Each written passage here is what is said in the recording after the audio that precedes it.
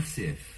Nous avons choisi donc de faire une première exposition collective. Nous avons 10 artistes, 5 peintres et 5 sculpteurs.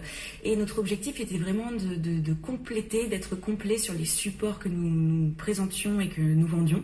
Donc, nous avons de la peinture, nous avons de la toile de lin, nous avons des sculptures sur caoutchouc. Nous avons vraiment beaucoup de supports. Avec des artistes connus ? Oui, alors le plus connu qu'on peut citer, c'est Miguel Chevalier, qui est notre artiste international, qui présente et propose à la vente des caissons lumineux qui font partie des œuvres des années 90 de l'artiste. C'est cet artiste qui était au domaine de Trévarès l'année dernière ? Exactement, alors au domaine de Trévarès, c'était une installation avec une œuvre interactive. Nous avons vraiment des caissons qui font partie des œuvres qui ont créé sa légende finalement, qui ont permis à l'artiste d'avoir une telle influence dans le monde de l'art, puisque ces caissons ne sont pas interactifs, mais par contre, ils témoignent vraiment de la recherche de l'artiste autour de l'art digital. Est-ce qu'on peut citer, Lucille Fontaine, d'autres artistes ? Bien sûr, on peut citer par exemple Calirezo qui travaille la peinture à l'huile, qui donne des noirs extrêmement brillants, extrêmement intenses.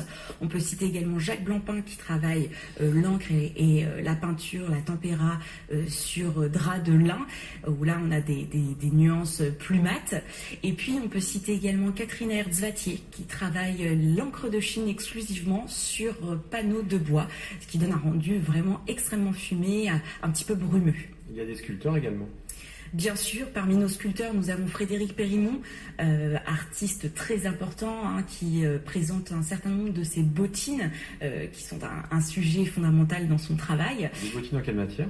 Alors, les bottines sont en résine. Par contre, vous avez différents supports. Par exemple, la bottine Gordini ou la bottine Aronde sont des bottines de résine recouvertes de peinture automobile, pour faire référence donc aux fameuses marques de voitures.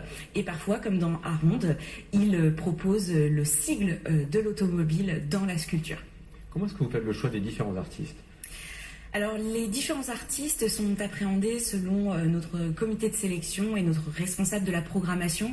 Donc, c'est un long travail de recherche au quotidien pour vraiment ne rien laisser au hasard, finalement, et proposer à la fois des artistes locaux, des artistes nationaux et des artistes internationaux. Donc, l'objectif, c'est d'avoir une ouverture aussi pour le grand public. C'est une exposition qui s'adresse finalement à tout le monde.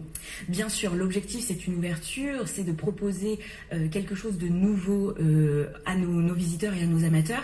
Et vous savez, la vocation du Comédia, c'est finalement de proposer un art contemporain, ambitieux, mais excessivement abordable.